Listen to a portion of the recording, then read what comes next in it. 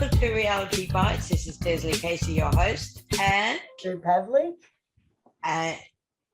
Today we have a guest with us, Julie from New South Wales. Welcome, Julie. Hello. And Julie, today's topic is on, we've called it the Jobseekers Curse. So let's begin. Julie, your experiences as a job seeker in about 5 minutes. Oh, in about 5, if only it lasted that long. Yeah. Job seeker is absolute torture if you actually want to have a roof over your head, food to eat, and money to go to medical expenses, medical specialists, just general everyday stuff. Yes.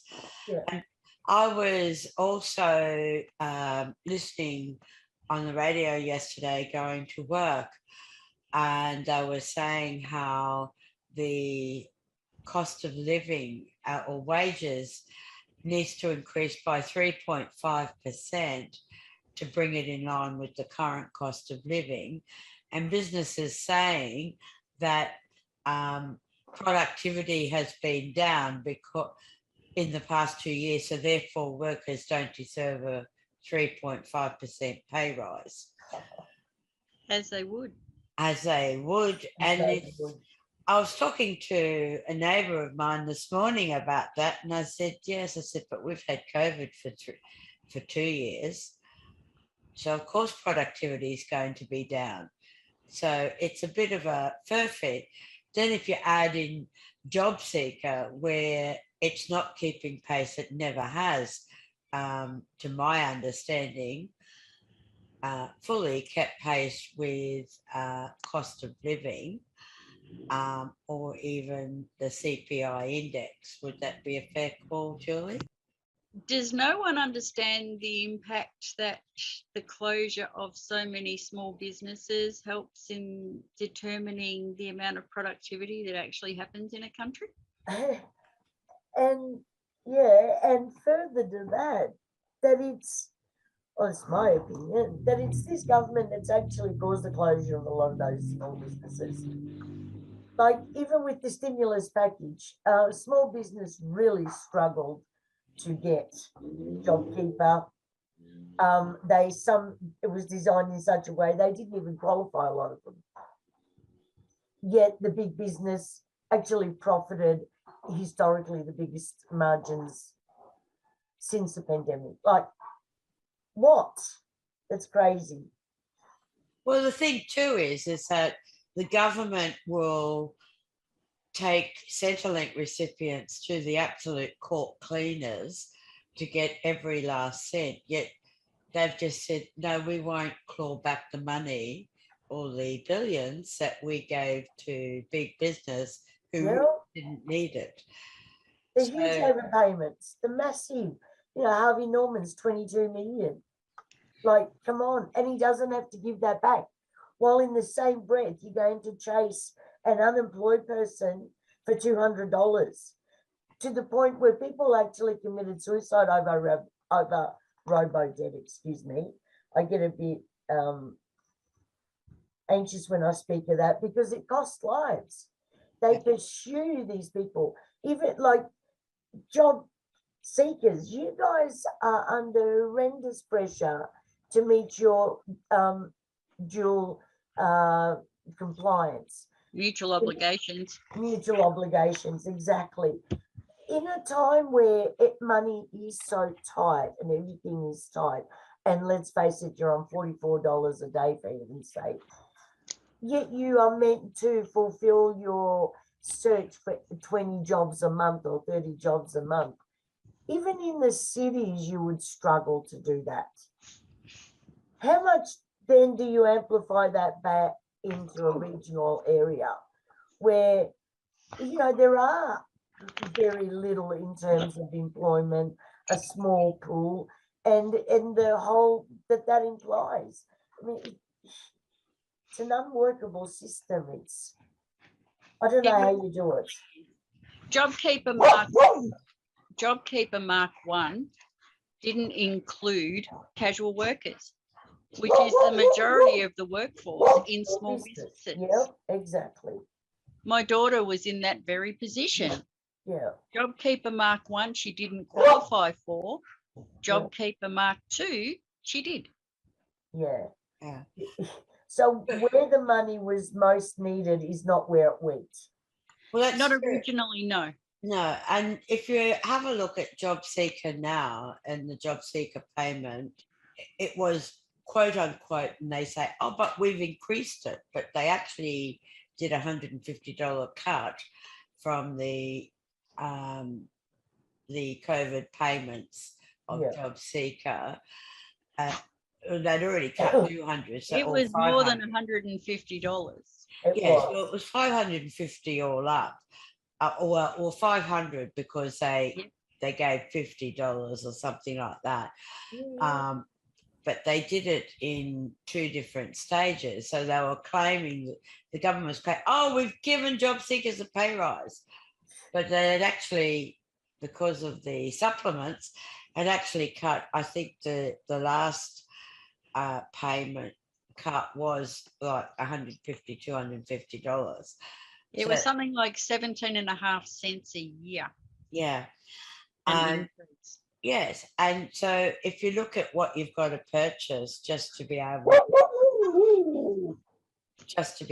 to fulfill your mutual obligations. For example, would you agree, Julie, you've got to have a mobile phone and you've got to have internet? Well, gone are the days where these things were luxuries. You now need a mobile phone because most places, if you have NBN, for example, you don't have a landline because it all comes into the one port. So therefore, if you have a power out, you don't have a phone. Yeah. So you don't have internet as well. Well, you don't have internet, but you don't have a phone. If something happened in your house at the peak of a thunderstorm, you wouldn't be able to reach help. Yes. Unless you had a mobile phone. Yeah. The government's laws on mutual obligation means that you have to be able to be contacted and you have to be able to search for jobs. The majority is online, and to be contactable, you need a 24-hour service on the mobile phone. We're not living in the 80s or the 90s anymore. This is how the world is. You need a mobile phone. Yeah. Well, even with the government, to look for work, I don't see how. I personally call me a mobile phone clerk, so I don't care. But I, for the life of me, couldn't be looking for work on a mobile phone. I'd have to have internet. But the government only give a $30, what is it, a quarter? Yeah. Telephone allowance. That's just for the phone. Yep. If you can get the plan, with the right plan. Otherwise, you still have to pay for internet, or they expect you to go to the job search provider. But if you live in a rural area, or you live even in the city and you're a fair distance away from the job search provider, you've got to get there and back, which they don't pay for. If you don't have the internet or a mobile phone and you are relying on newspapers, for example, each major city has a newspaper that's about $3 a day. Yeah. This is hard copy newspaper, not internet access. Yeah.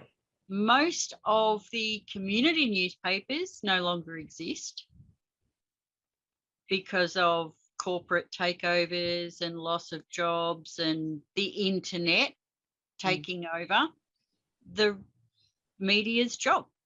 Yes. So there are no local papers anymore. You used to look forward to Tuesday or Wednesday nights when the local papers came out and you could support local business. You could find out what was happening in your community. You could find out where the jobs are at in your local area. All gone. Yeah. And this is it. So they're expecting you to be able to look for work, but you have to have the internet. You have to have a mobile. So you're looking at a month at the bare minimum, probably around at least $60 or $70 a month, depending on what NBN plan you have. Mine costs me $110 a month. Yeah. That's with How do you internet juggle and that? phone and a mobile plan that is the very smallest that I can buy with 10 gig of data a month. And I donate 5 gig of that because I barely use 2. Yeah. Because I use everything on my Wi-Fi. Yes.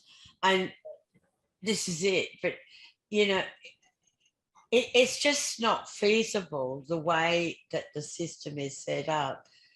If you're then paying rent, and look, even in the country, 2-bedroom house can go for $450 a week. Oh, I live in a rural area, and that's pretty standard. Now, that's more than what Jobseeker is a fortnight. yeah. Well, real estate agents won't look at you if you're on Jobseeker because legally they can't allow you to spend more than 30% of your income. So you don't even get a look in on real estate. And that would apply to share houses as well. Yeah. And even share houses for a room is 200, you know, 250, and that's just in the Newcastle area. Yeah. It's just insane that they expect people to meet those obligations, which is hard enough on $44 a day, and then to put you in a situation where to get that $44 a day, you have to spend more bloody money to appease them, like with no supports. $30 a quarter. I mean, what is that? Nothing to what? Well, that's not allowing you to get any reimbursement for fuel to be able to get to your mutual obligation job appointments to your job provider. Exactly. If you're unlucky enough not to have a vehicle, which again costs around about $1,000 a year, doesn't matter what state you're in. Exactly. By the time you insure it, register it, and all the rest of it. But they don't allow for transport cards. And if you're unlucky enough, well, I consider it to be lucky in a regional area if I was in one. But if you're in a regional or rural area, you don't have public transport. No, or you have one bus in and out, you know, morning and night, one in, one out sort of thing. So it's absolutely making, you know, job seeker people like jump through ridiculous hoops just to sustain themselves on top of their obligations. And well, there's no way they can feasibly sustain themselves unless, on $4 a day. No, unless they're living with family or in shared situations, it's not possible. And I think that that's a shame on the current government if that's our situation, to give them, well, not a livable amount, but closer to than what they are now, and then to remove that. I think it was just cruelty next level, really. Everybody in Australia, well, I was brought up, you live within your means. So everybody, even if you're working, you have a life or a lifestyle according to your budget, to your income. Yeah, exactly. So everybody that is on Jobseeker is surviving on what their income is. But you can't be expected to throw in public transport, fuel costs, toll costs, mobile, internet costs, all of those sorts of things that we wouldn't generally do if we didn't have the mutual obligations. Yes, exactly. So they require that of you. Get money for jam. I'm just saying that if they want people to get off their bums and do something, they need to make an income support payment that is up to the challenge. Yeah, exactly. I would agree with that for sure. Because I certainly don't want to be one of those ones that has to choose between going to the food bank and spending $20 on food for myself for a week, or putting fuel in my car because I know that I have to go to the job provider. And that's some Australians have to make that decision daily. A lot of Australians are doing that now, right now. And the highest cohort of homeless people are women, unemployed women over the age of 55. Yeah. Yes. And these are women who I would suggest have probably worked all their lives. Yeah. And for whatever reason, either due to health or due to redundancies or due to whatever reason, have found themselves unemployed. And quite frankly, there's a real stigma regarding older people in the workforce, although I find it fascinating that with the court case that aged care at the moment is, they're wanting the grey army to give up their retirement, quote unquote, and go back to work. Yeah, like it's just too much, isn't it? Like on the one hand, you're too old and you get put, you get passed over because you're 50 plus. So you get passed over, and then you get these situations where they say, hang on, you can't go just yet, come back, we need you. I mean, and for women at 55 to find themselves in this predicament is a real slur on our society, because women, I mean, a lot of these women would no doubt be mothers that, haven't had a super plan. I mean, if they're, that's kind of my age. I never had a super plan because I was too busy being a mum and being a stay-at-home mum, and therefore didn't have any of that.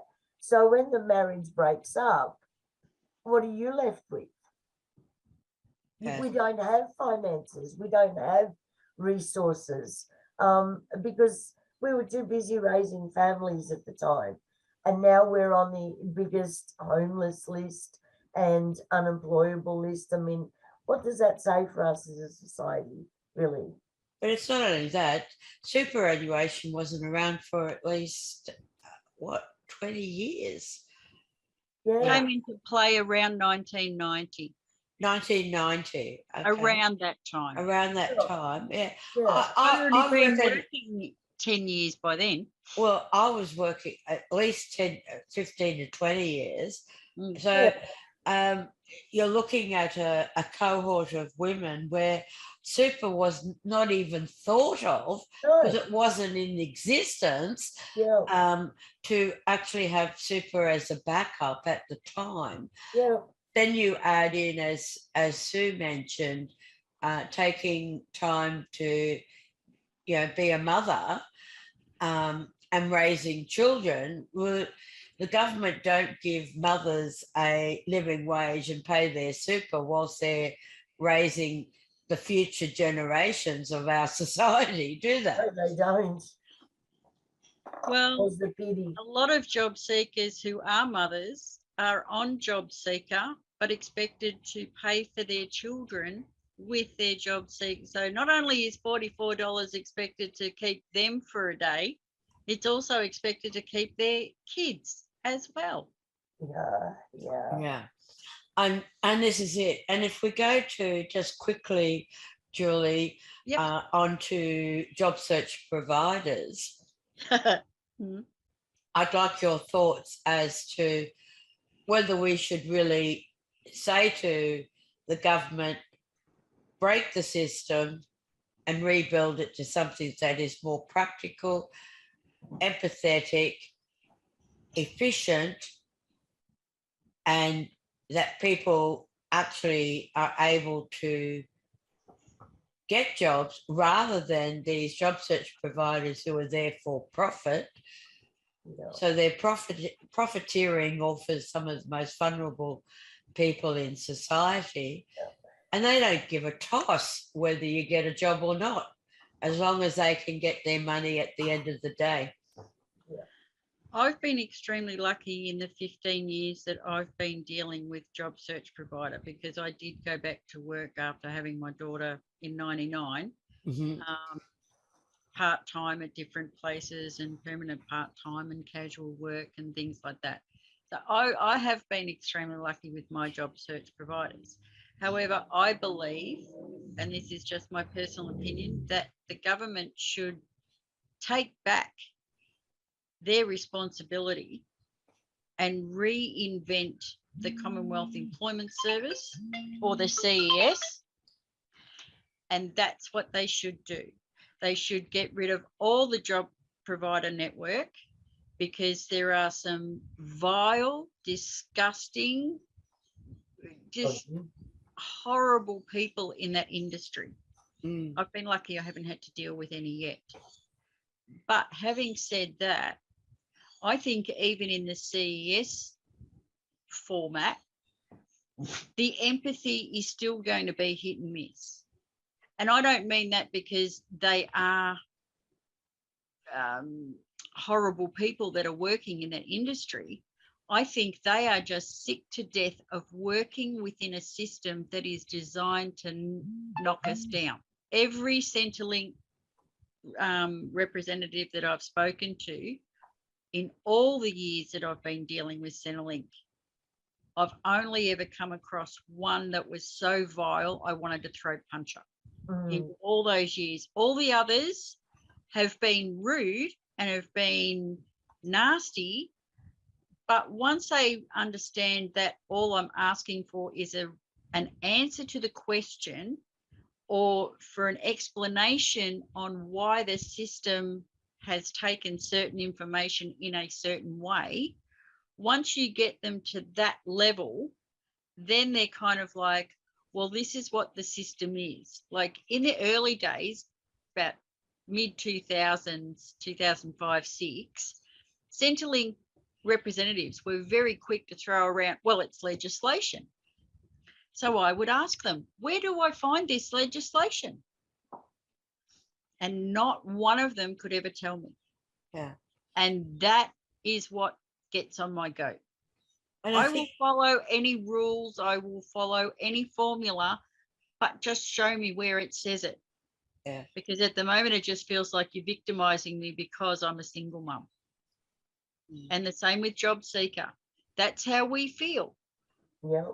We just feel victimized because the government keep pointing us to the job providers, and the job providers keep pointing us to legislation as well. Well, that's just a system that the government make us work to. But it's not a This system. year is going to be a big year for job providers, I think, because even mine that I've had for about 4 years, they're now stepping up to the plate with their main goal now is to get me into work, regardless of my medical conditions, regardless of anything else, my doctor's certificates, all the rest of it. They've been told to push for the job. And so it will make it interesting. You're working within a broken system. How does that help anybody? Exactly.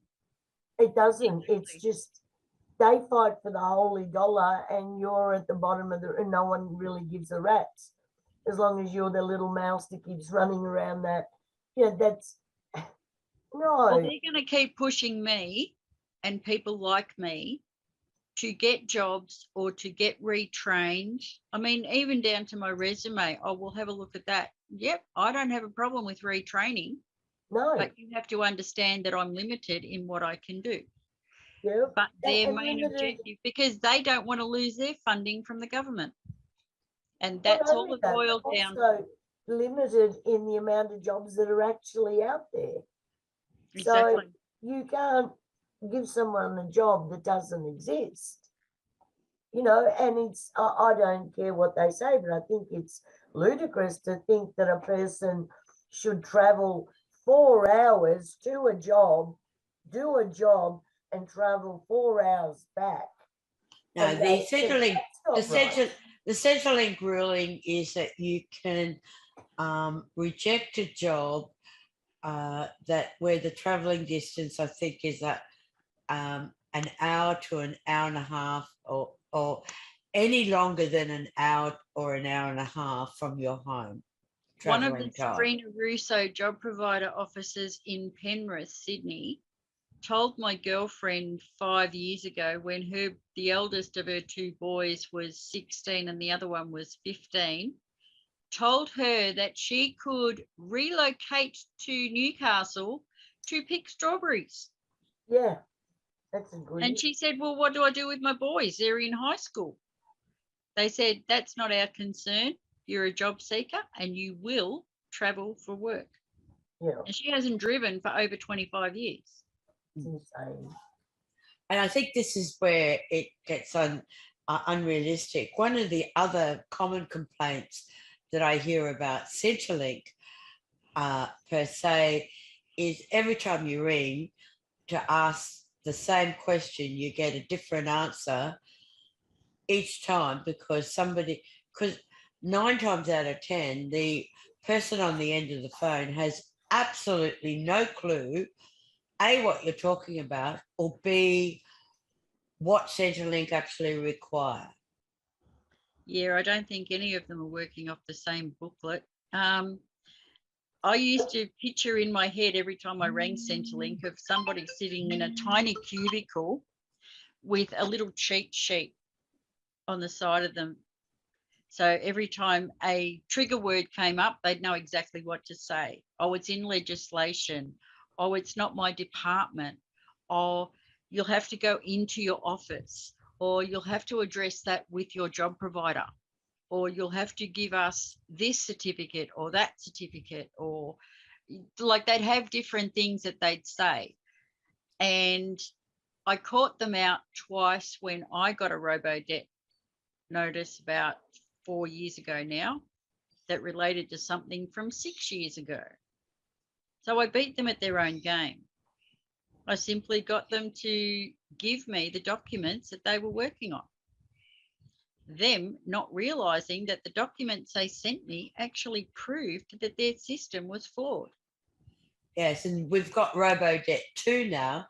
Oh, absolutely. They're getting people now that were on Jobseeker in 2020. I was reading a post on Facebook yesterday about a poor guy who had applied for DSP, the Disability Support Pension, in 2019, and he was told no at the beginning. So he appealed it and it came through not long ago and he was approved. So he was expecting about $3,000 or $4,000 back pay. But he was quite surprised to find that he had a $600 debt because the back pay for disability support pension did not equate to the job seeker payment that he received while the COVID supplement was in place. Oh my. Okay. Oh my goodness. So these are just ways that they got you. And the same happened to people who got the JobKeeper. That's where the robo-debt is affecting more people who have got, shall I say, more importance in society, right? Because they're still working. So they're receiving debts from Centrelink because they received JobKeeper and may have still worked during that time. No, no. Therefore, they didn't declare their entire income on their tax return because they mistakenly thought that the government were giving them money, not realising that it was taxable income. Wow. So it works both ways, but unfortunately, us being on JobKeeper, we're a nothing on the overall picture because we're not going to be contributing to the tax coffers of the government, so to speak, as much as people who are still working. And so this is where the Liberal government have been very, very successful in demonising job seekers. It was Joe Hockey, when he was Treasurer, who described Australians as either lifters or leaners. And of course, anyone receiving any type of Centrelink payment was a leaner in his view. You're right, but job seekers still contribute to society and also pay GST. I know. We also pay GST on everything. So we're not a leaner in the true sense of the word because we pay GST on everything. We don't get tax credits. Not to mention, they know that if you're going to give a stimulus, make sure you give it to the low income earners or the Centrelink recipients, because they will spend the money, which will keep businesses going, which will keep people employed, which will increase the tax GDP, dollars and the GDP and everything like that. So their false economics and false belief or myths that they really portray, all job seekers are dull bludgers that just want to sit on their ass. They're leaners rather than lifters because they don't have a job.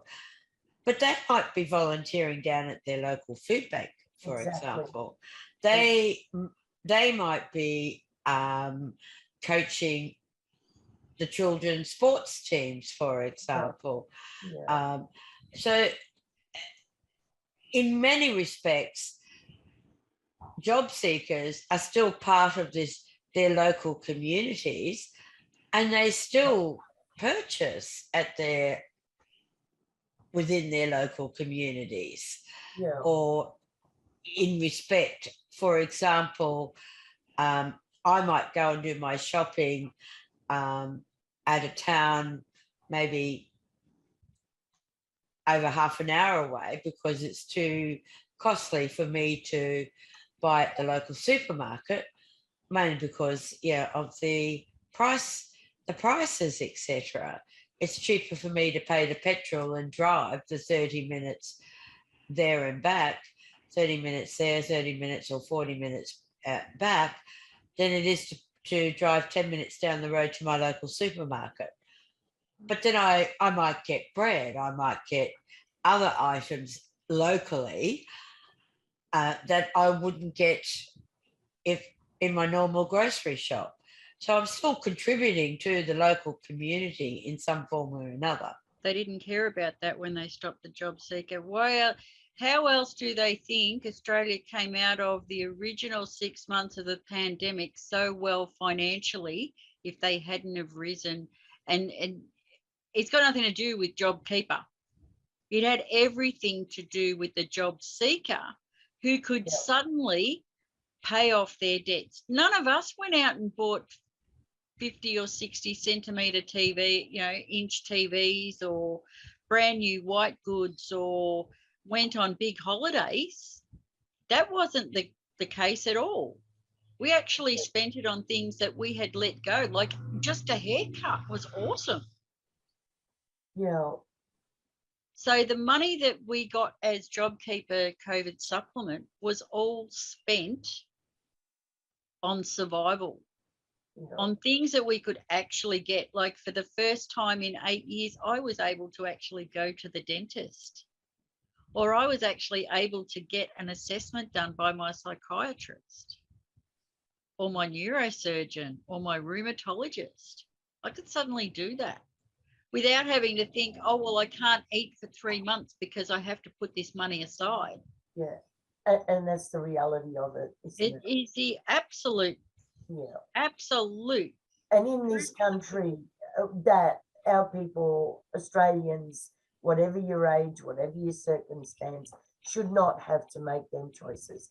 That is why we have a social security system and a universal health system to cover those flaws, and yet the social security fails its people so abysmally and allows them to be ridiculed. In fact, creates the ridicule and the division within our community because they are unemployed or single parents or disabled or whatever the crap label they stick on us because we are a part of the social security system. Well, that's the rhetoric that the government are putting across. And as for the number of volunteers that are working around Australia in a whole range of industries, if there's a volunteer position available, there's a paid job available. Exactly. And on that note, I think it's time that we read our little poem, which is called The Jobseekers Curse. Would you like to start, Sue? Okay. So you have lost your job onto Jobseeker payments you go.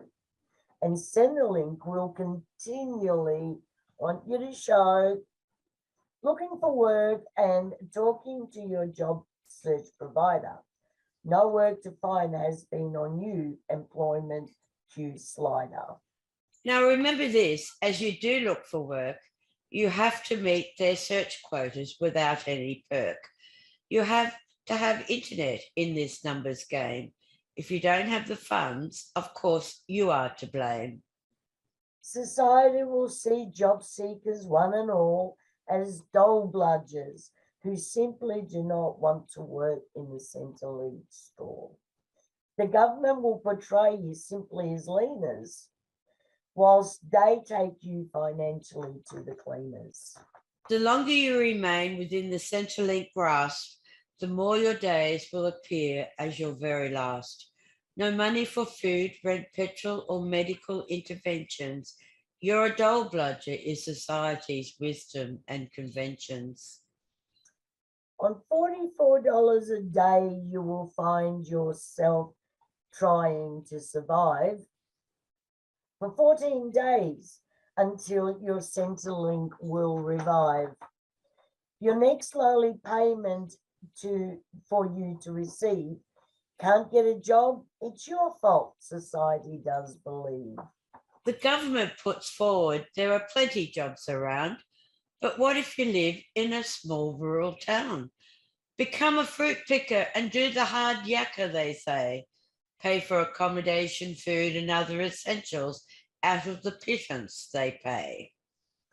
Society will name you, blame you, and shame you, and with one accord, or with one accord. So you're dole bludger, so cut the job seeker umbilical cord. Get off your butt, stop sucking the life out of the taxpayers. You're less than human with no rights is the Jobseeker curse. That about says it all, I think. It's just such a sad, sad situation. Julie, thank you for your time and in your words of wisdom. It's been an eye-opener for me that how many of our people live like that, and this government needs to address some issues, I think. And on that note, this is Desley Casey from Reality Bytes and Pavlic saying night. Thank you for listening. Hope you have a great day. Bye for now.